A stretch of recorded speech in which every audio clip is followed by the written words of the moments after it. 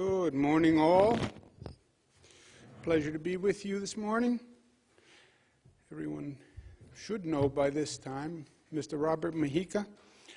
You know him from the great work that he's done on COVID and now on the vaccine program and the business reopening program. But he is also has a full-time job as budget director of the state of New York. And normally his focus of his job is on doing just that, the budget. He's obviously had a lot more to do than just the budget this past year.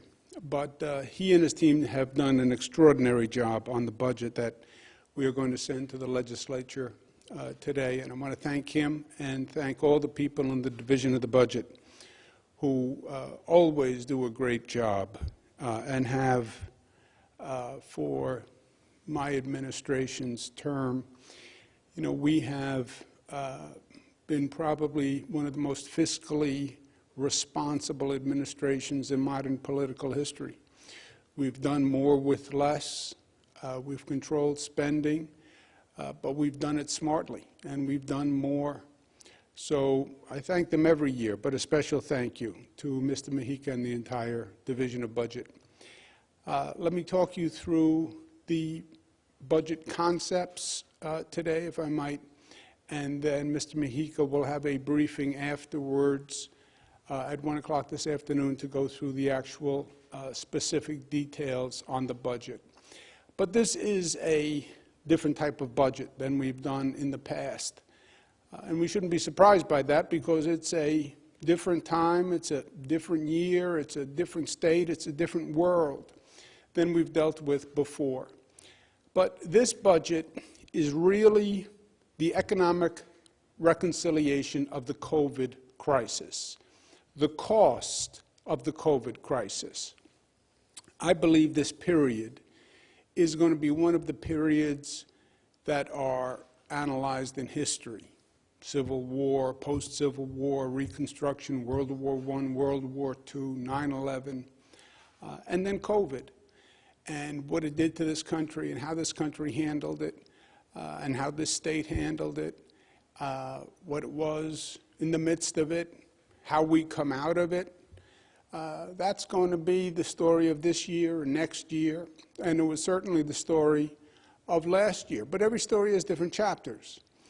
Last year was about fighting the COVID war. We were in the heat of battle last year. This year, it's going to be about reconciling responsibility for the battle and completing the battle. COVID is still alive and well, and this war is not over. We have the weapon that will win the war, which is the vaccine, but the war isn't over, and it's no time for COVID fatigue. If you tire before the enemy tires, you lose the war, right? So that's what this year is about. And then next year is going to be more about the reconstruction and the rebirth and the moving forward, and who does that best, and what state does that best, and what country does that best. Because you're going to have a resetting of the global economy, and you'll have winners and losers. And this country has to be a winner and move forward. We have a full plan on how to win the COVID war fully, and we're executing that plan. And we feel good about that plan and confident. We're managing our hospital capacity. You see countries around the world, you see states throughout the country where their hospitals are actually getting overwhelmed. And that is the worst case scenario, because then people die who didn't need to die. They die because they can't get a doctor, they can't get a nurse. So managing hospital capacity is key. And we've been doing that since last spring, and our hospital system and doctors and nurses are doing a great job. Second point is slowing the spread of the infection rate to balance with that hospital capacity, and then monitoring these new strains that are popping up, which really are a cause of concern. Viruses mutate, we know that. The 1918 flu pandemic, that second wave was a mutation. We see the UK mutation, we see the South African mutation, we see the Brazilian mutation. This virus will mutate. And so far, the vaccine works against all strains, but it's something that we have to monitor. So we're on top of that. The vaccine is developed. I believe that is the weapon that wins the war. We have our distribution system in place. We have 1,200 providers in place today. We can grow that system within weeks to 5,000 providers. We actually have more of a distribution system than we have product. And we need more product. And the product is the vaccine.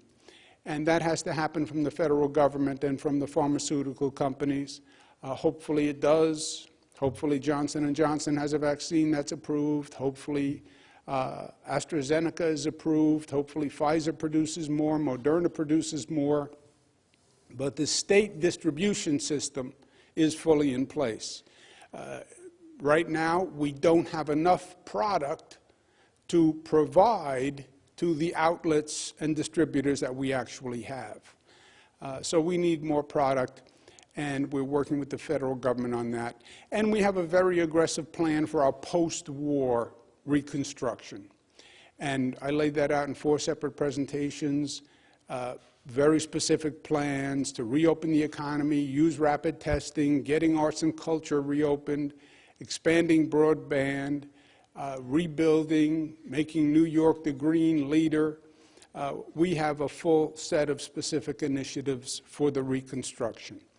The budget is about reconciling the actions and the costs for the COVID battle thus far, and determining now fiscal liability and responsibility. We did what we had to do last year. When the battle begins, your response is almost instinctive. People rise to the occasion and do what they have to do. Now, the bill for the battle has come due. And the question is, who is responsible for the fiscal liability and responsibility? New York's economy is suffering from 2 causes. First, the actual cost of COVID. Businesses were closed, we lost revenue, the expense of actually conducting the war, the disruption of last spring when we were assaulted by COVID, the lives that were lost. That's the actual cost of COVID. That's one element. The second is, over the past 4 years, New York has been assaulted by the federal government in multiple ways. And there's a cost to that also that has come due. In many ways, New York is unique in the nation in the amount of economic loss it has sustained. The COVID assault in New York was caused by federal negligence, right? And second, New York was used as a political piñata for this federal government. We had a federal administration that was hyper-political. New York is seen as a democratic state, an East Coast state. New York is seen as an urban area, and that was used as a political statement. Oppose New York, to make a political statement. And it did great damage to New York. New York paid a bill for COVID that no state in the nation paid for, and it's not even close in many ways. The remaining COVID cost in dollars is $15 billion. New York cannot manage a $15 billion deficit. These numbers are all hard to put into context. The largest deficit in the state's history was $10 billion. And I managed a $10 billion deficit. And it was very, very hard. $15 billion in this environment is just impossible for a state to manage. It's beyond what we can do. It is going to require assistance from the federal government. But the question is, how much assistance will we get?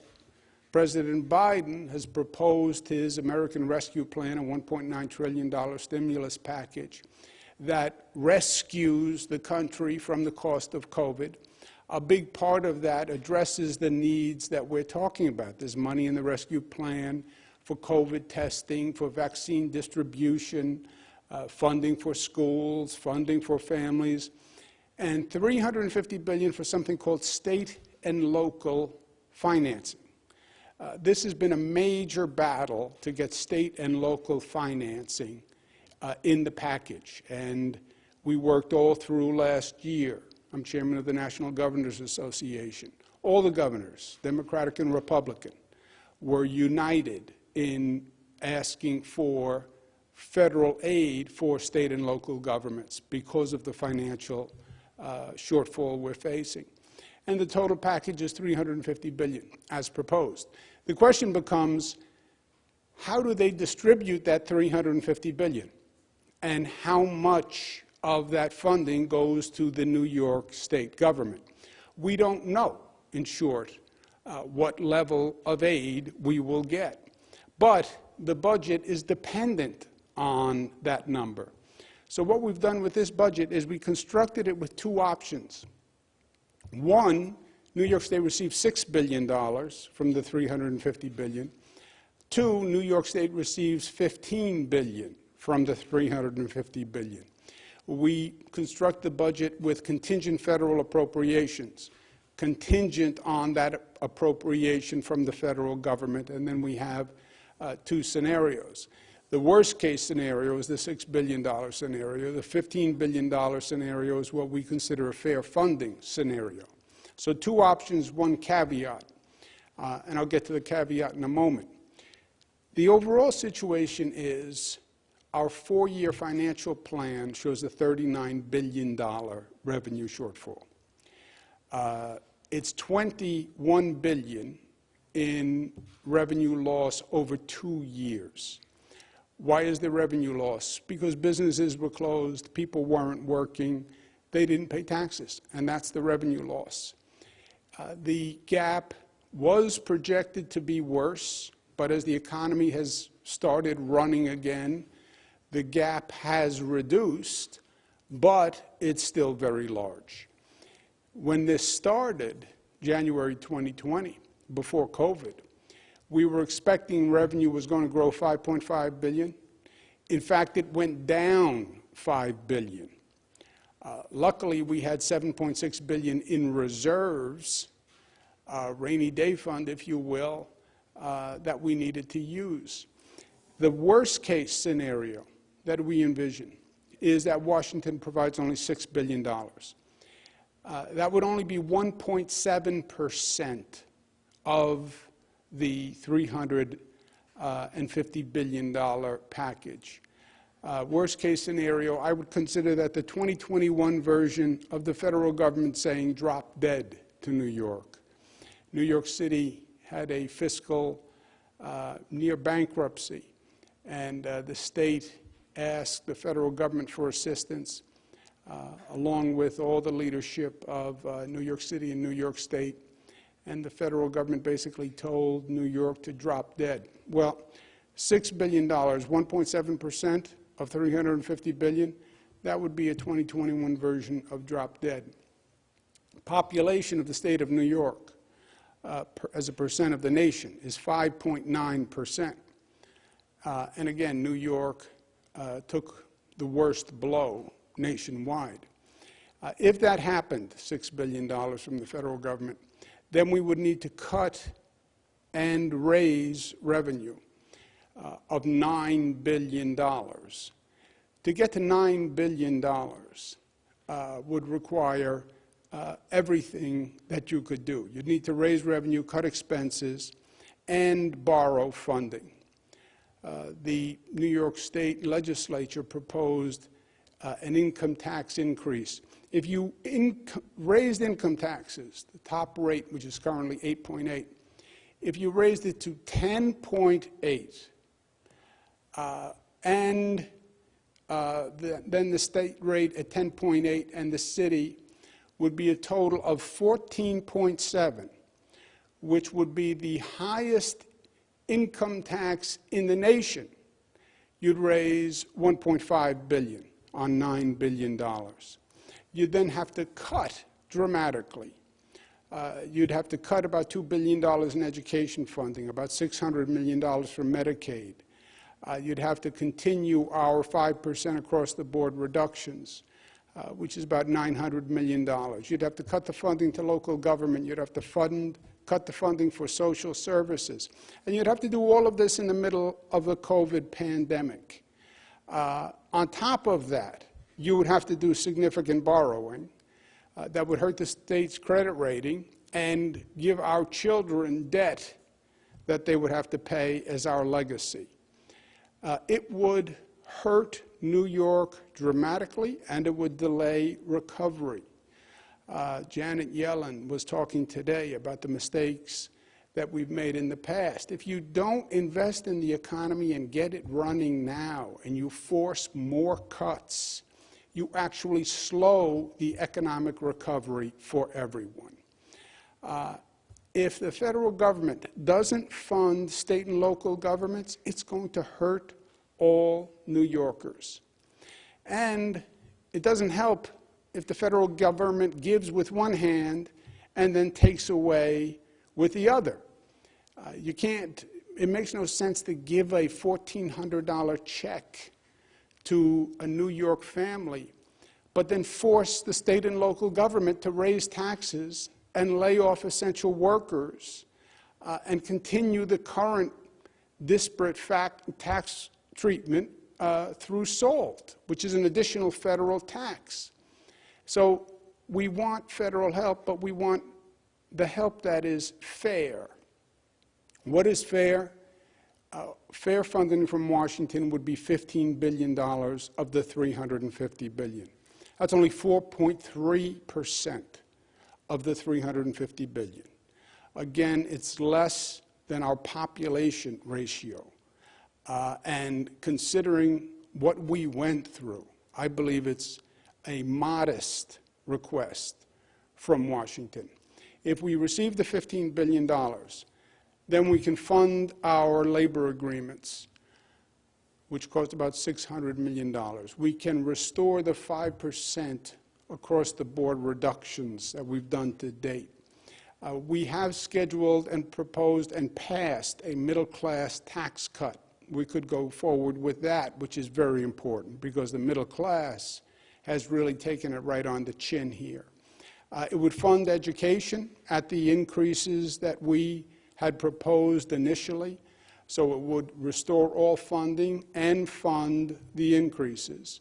It would fund the Liberty Defense program, $10 million to help undocumented who have gone through very difficult legal and financial situations. It would enable our universal broadband program, which is going to be the first in the country, but it gets broadband to low-income families. Many children during this remote learning of COVID were left behind because their families couldn't support, couldn't pay the money for broadband access. We have people who are food insecure, who are literally hungry. I would fund $150 million for that. The rental assistance program, tenants who there's no way they're going to be able to pay their back rent, $1.3 billion. It would fund our affordable housing construction, our supportive services construction, which is housing for the homeless with additional needs, our homeless assistance program. We have a dramatic homeless problem right now in many of our cities, especially New York City, and this would provide the funding that we need to actually make a difference on homelessness. The budget then would also support child care and support for families. We'd have a $40 million fund to cap co-pays for low-income families, an employer child care credit, which would incentivize employers to provide child care, which would be good for the overall economy. $6 million for grants to start child care in what we call child care deserts. There are health care deserts, They're also child care deserts. Fully fund our higher education, including our opportunity programs, including TAP, Excelsior Scholarship, our free tuition program, which allows nearly 230,000 New York residents to go to SUNY or CUNY tuition-free. And we want to make sure we continue and grow that. It would fund our health care initiatives. We have 1.6 million more New Yorkers on Medicaid now, and would fully fund that program. It would also eliminate co-pays for 400,000 low-income New Yorkers and promote coverage for an additional 100,000. It would provide $420 million for access to vital health care services under our Essential Plan, and $200 million for our Essential Plan Quality Pool.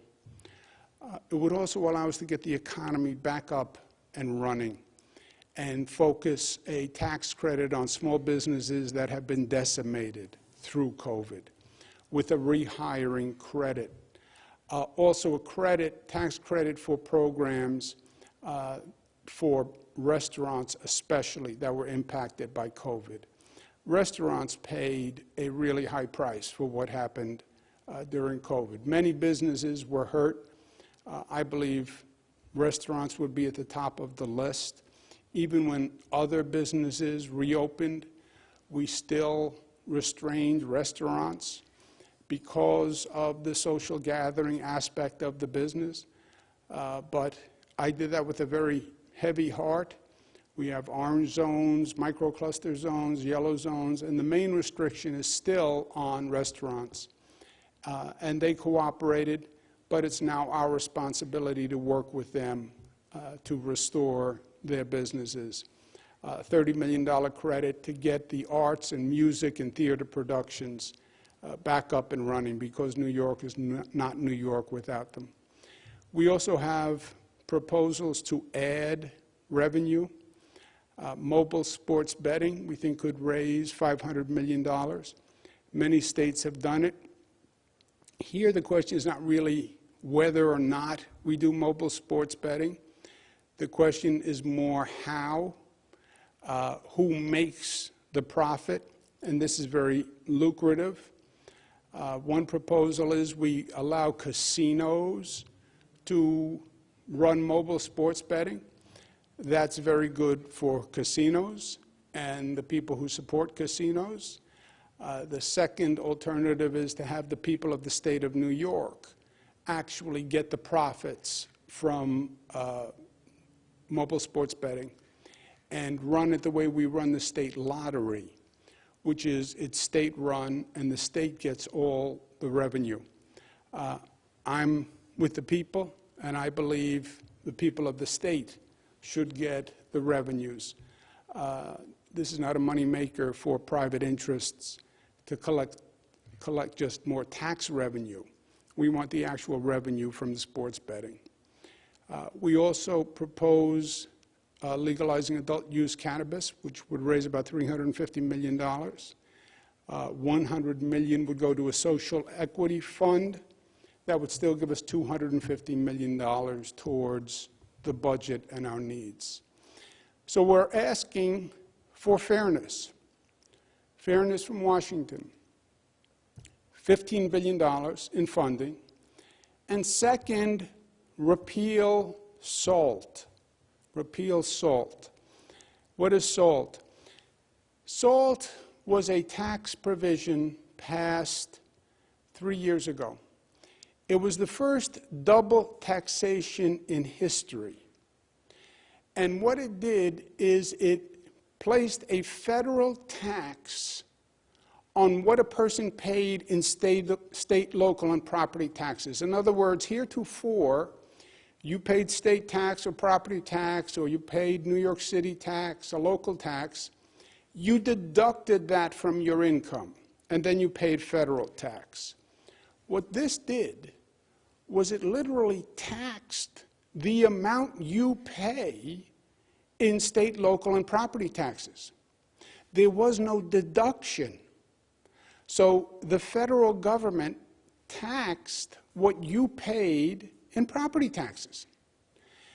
anything over $10,000. It was targeted directly at New York State. They have to repeal SALT. 52 of our 62 counties have seen their taxes go up. The average New York taxpayer has SALT deductions that are more than double the $10,000 cap that's now in the law. The average cost is $2,600 per home. We have the largest percentage of taxpayers who have had the hike in the nation, and it hurts the entire state. Literally, it has been one of the single worst federal actions to befall the state of New York. It also exacerbates the fundamental injustice that New York State has always given Washington more than it gets back. We're called the donor state, the #1 donor state. When you have the federal kitty and all the states pay into the kitty and then Washington redistributes the kitty, no state puts in more and gets back less than New York State. No state. Over the past 5 years alone, we put in $140 billion more than we got back. We subsidize 43 other states. Senator Moynihan, God rest his soul, he talked about this. It never was remedied. The fundamental injustice against New York. We are the top donor state. We pay in every year $22 billion more than we get back. Other states receive more than they pay in. Virginia, Kentucky, Florida, Maryland. That's why I love when they talk about their low taxes. Yeah, your taxes are low because New York is subsidizing your taxes. That's why it's low. This has been a chronic injustice against New York. It was then aggravated when they passed SALT, which made that disparity even worse. SALT was passed in 2017. It was done by a Republican majority. It was blatantly political because they took from New York and they gave to Republican states.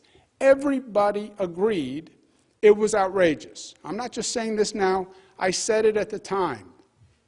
Speaker Nancy Pelosi, in order to pad their giveaways to the wealthiest, Republicans leveled a spiteful assault at suburban middle-class communities with capping SALT deduction.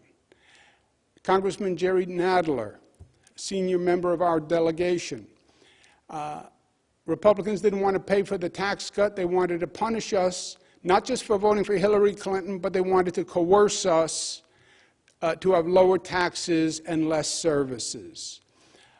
Senator Andrea Stewart Cousins, the majority leader from Westchester County, under the Trump tax plan, our SALT deductions will plummet, and millions of property taxpayers will face even more crushing burdens. Speaker Hasty was full-throated in his opposition. Mayor Bill de Blasio was full-throated in his opposition, from one end of the state to the other. County Executive polling cars in Erie County to Steve Ballone in Suffolk County, speaking about how damning it was to the taxpayers of their county.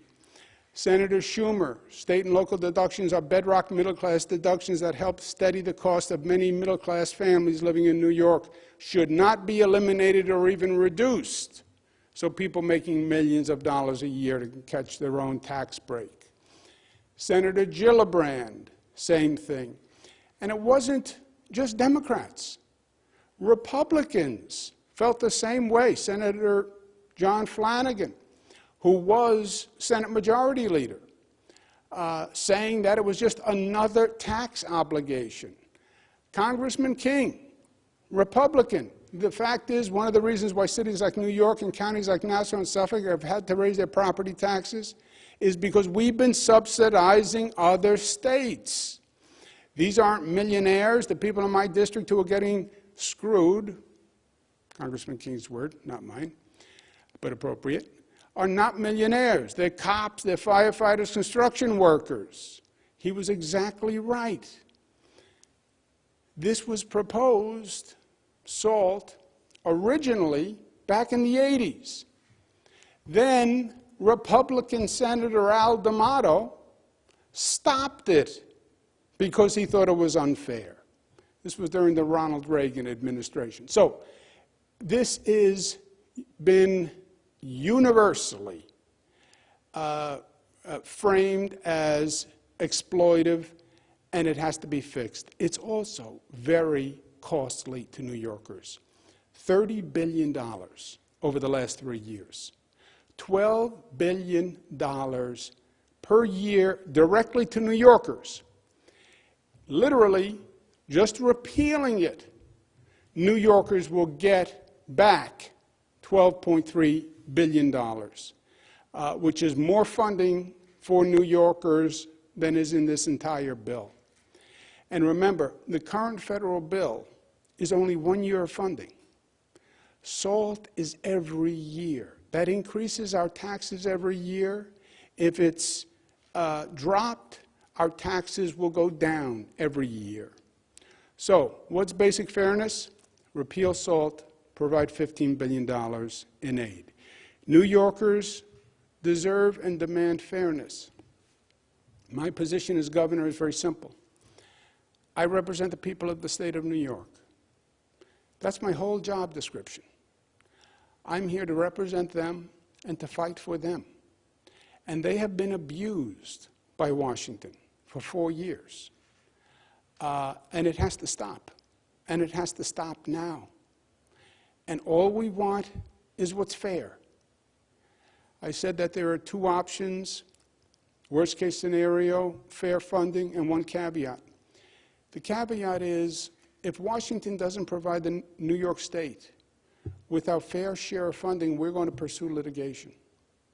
Because I cannot in good faith represent the people of this state and know that they are being harmed and know that they're being treated unfairly and not do everything within my power to try to do what is right by New York.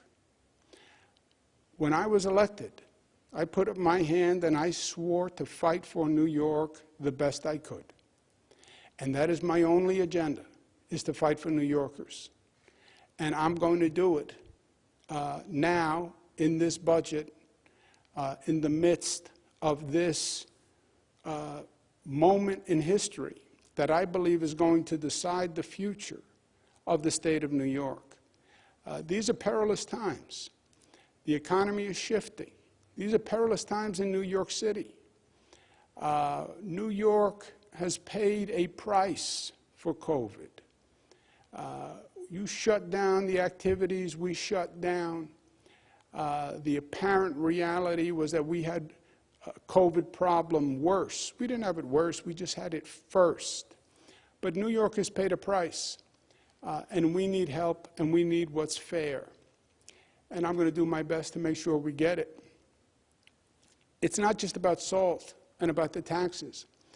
New York has been consistently assaulted by the incompetence, fraud, and illegality of the federal government. And the fiscal crisis is legally and ethically their liability. Yes, President Trump is gone, but the damage to New York remains. This was not about having an individual leave the White House. It was to restore the damage that he did and change the policies. That's why the people of this country voted to remove him. That's why the people of this country voted to change the leadership in the Senate. It's to change their policies, not just to change the face and the name.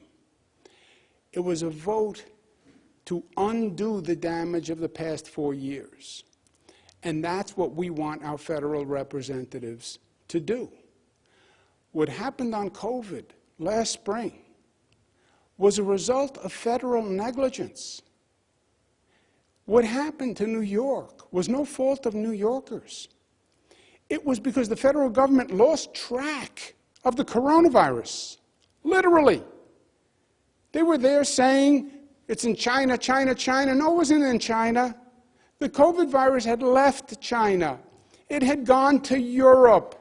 And people were coming from Europe to New York. That's where the flights land.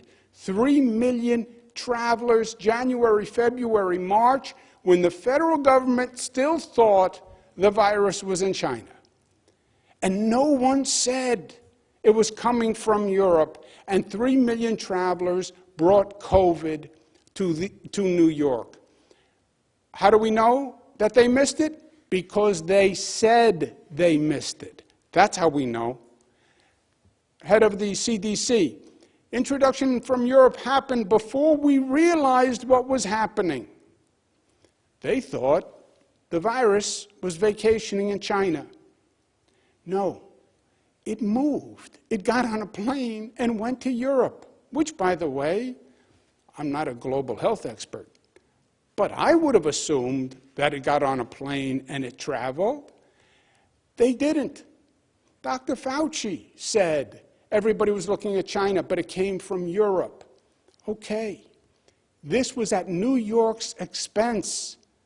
The typhoon touched down in New York, and we were totally blindsided. Other states watched us, and they had notice. They actually benefited from the New York experience because they did have notice. And they could prepare, or should have prepared. And they could have made the preparations that they needed to make. We didn't have that. We woke up one morning, and there was one case, and a few days later, there were hundreds of cases. And it wasn't just COVID. Whenever the federal government got a chance, they harmed New York. When every federal government was funding the 2nd Avenue subway, Democrats, Republicans, it didn't matter, they wouldn't do it. To rebuild LaGuardia Airport, they wouldn't do it. Tunnels are collapsing, coming from New Jersey, they wouldn't rebuild the tunnels. We have a great opportunity to take down the Skyway in Buffalo, they wouldn't be helpful. We've asked for emergency flood aid for upstate New York, they declined us. They went out of their way to politicize every decision, even a decision on health care for poor people. We get the lowest rate of Medicaid reimbursement in the United States of America.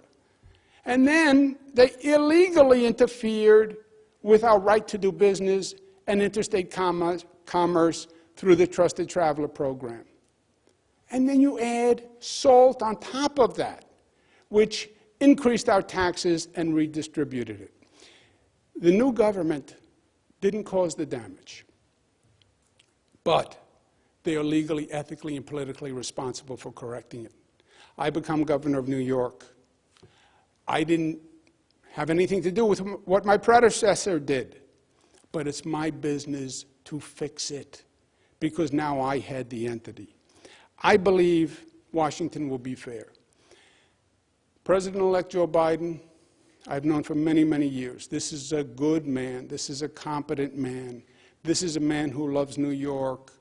This is a man who was very helpful to me and New York when he was vice president to President Obama. He believes in infrastructure. He helped us with the Mario Cuomo Bridge. He will do everything he can to help New York. Speaker Pelosi, not a New Yorker, but could be a New Yorker. She's a quality person. I've worked with her for many, many years. She loves New York. And she has fought the battle on state and local financing from the beginning. She has state and local financing in the HEROES Act. She went first. She couldn't get it done because the Senate was controlled by Republicans. But now, Senator Schumer, not just a friend of New York, a New Yorker, senator from New York and head of the Senate. So sometimes the stars line up for change. And I believe the stars are lined up for change. But we have to do it. Life is in the doing. Life is in the doing. And government sometimes is no good at the doing. You can have good intentions, but fail to get good results. And that can't happen here. I believe government is about results. It's not just about fighting the good fight, it's about winning. It's not just about talking about goals. It's about achieving those goals. It's not about making promises that you can't deliver. It's about actually producing. And we live that credo here. Main responsibility is we have to get a budget passed on April 1. If we don't get a budget passed on April 1, nobody gets a raise. It's that simple. Not Rob Mujica, not my commissioners, not my staff, not the legislators. No budget on time. We failed to produce. No eligibility for a raise. We need that same accountability from Washington. We need results. And we need them quickly because the budget is due April 1. Last point. Last point, last point. America must move forward.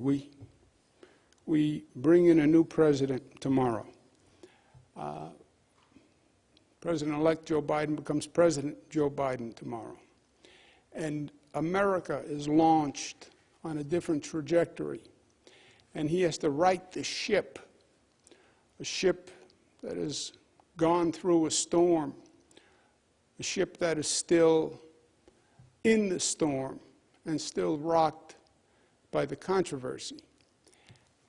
Across the street, you can't see it, but when I look out the window, there's a big white building, and that is the Justice Building. And the word justice is on the corner of the building. And all through last year, when there were long, long days and long nights dealing with Washington, I would look out the window and I would look at that word. And that word says so much to me. As complicated as life gets, federal government, state government, as complicated as it gets, there's always a simple truth. There's always a simple truth that you feel here.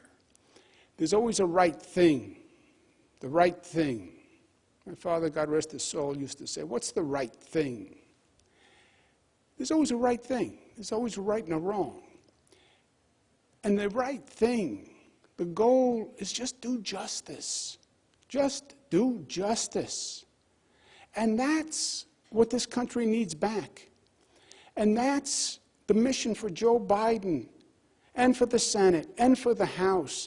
Just do justice. After 4 years of ugliness and fighting and vendettas and politics and division and placing wedges and cracks all across the country and trying to pull people apart and try to pursue the politics of divide and conquer. Just do justice. What's justice? Washington should finance the COVID war and the Reconstruction, like every other war before, like World War I and World War II and the Korean War. Washington funds the war. Don't ask New York State or any state to shoulder more of the burden. Don't ask the state that was the situs of the battle to pay the cost. That's not right. That's not justice. Washington should raise the revenue nationally in a progressive way to fund the COVID war. It shouldn't pit one state against the other. I shouldn't be competing with other states. Washington should do that. That's their responsibility. Pass a progressive tax code nationwide. So when these rich corporations say, well, I only pay $700 per year because that's your national tax code, and I'm just good at navigating your tax code, change it. So the rich corporations Don't get away with all these loopholes. Change it. That's justice, and that's what's right. Justice is we help one another. America has always recognized that when one state has a need, when one state is in trouble, other states help. Forget the politics, forget what's right. There is a community aspect to this nation. And if something happens, you have a hurricane, you have a flood, you have a storm, we're there to help. We're there to help as neighbors, we're there to help as a government. Post 9/11, post Superstorm Sandy, that's what we did. New York State had the first and the worst attack. Everybody knows that. What's justice? Stop the past partisan ugliness. New York is democratic. Blue states, red states. No, red, white, and blue states. What's the difference? Forget the political labels. Get to national unity and do it by being fair to all. New York's future is bright.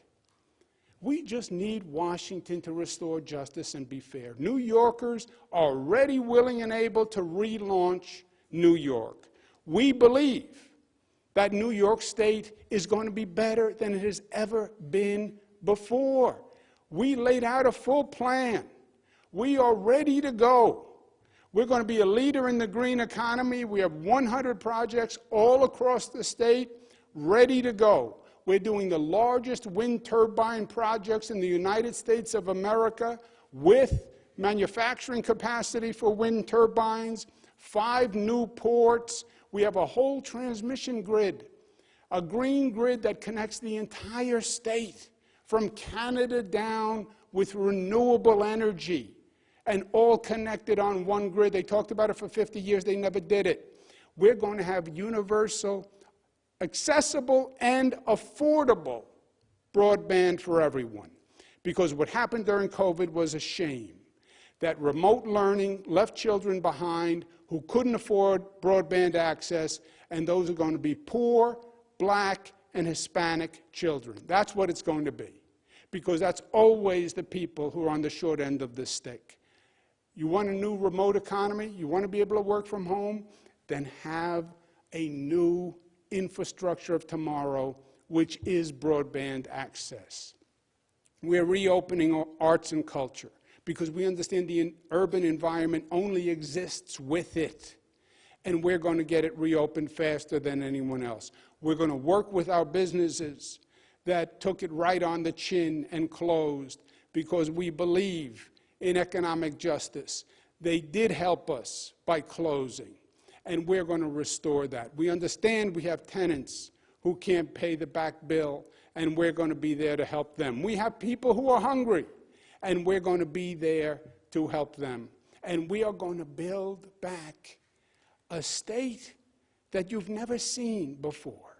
We know how to build, and we know how to do it well. And we know how the investment actually pays dividends for generations. We understand that we are still living on our forefathers' work, that we haven't built what they built. We are still living on their legacy. We're going to build our own legacy. Buffalo Skyway, new mass transit downstate, starting with the Long Island Railroad to get that into a new Penn Station, new West Side development, new recreation, a trail connecting all of New York where you can bike or hike from Canada to New York City all the way across the state. Rochester with the Rock the Riverway project. Syracuse, New York, fixing I-81 that divided the city, finally fixing that. We know we can do it. We know it will work because that's what we do in New York. We built the greatest state once before, and we know that we will do it again. We have a strength that we have not had before. We have a strength because we went through hell. We went through the COVID crisis, and it tested us. And we were alone, and we were first, and we saw people die, and we rose to the occasion. And we are the stronger for it and the better for it. Yes, it hurt. Yes, we cried. Yes, it took a piece of our heart. That's true. But we did overcome. And we learned about ourselves. And if we could get through that and learn from that, we are the better for it. And we are the stronger for it. And you're going to see that.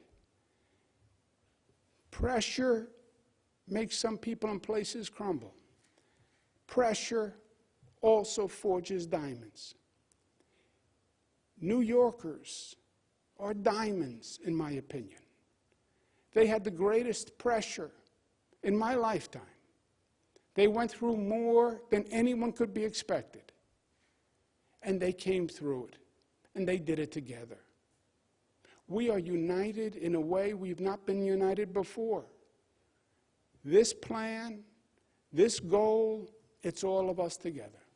It's upstate, it's downstate, it's Democrats, it's Republicans, it's business, it's labor. It's all of us committed to defeating COVID and building a New York that is better, that we can leave our children. Because at the end of the day, it's very simple. Even if the day is long, we're here to leave a better place to our children than we inherited. That's it. Leave it better than you found it. A fairer, sweeter, more just, cleaner, stronger, more loving New York. And we see an opportunity in this crisis to do just that. And we will. We pay too high a price not to. Thank you.